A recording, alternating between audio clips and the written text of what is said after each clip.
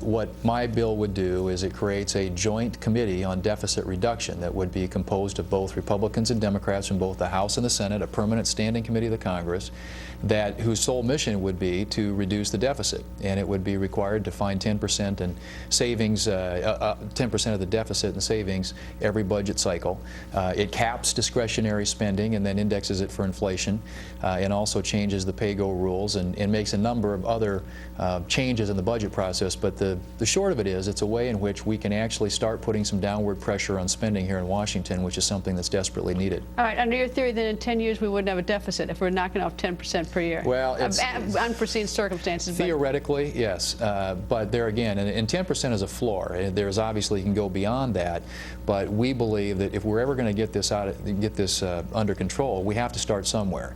And this isn't going to solve it overnight, but we obviously have, I think, over the course of the 10-year period, a plan here that would save about $1 trillion minimum, and hopefully well beyond that. All right, I like your idea. It's simple. It seems like a good idea. One problem, and it may be insurmountable, is trying to get both sides to agree. Do you think that there's any way that the Democrats will even consider your idea?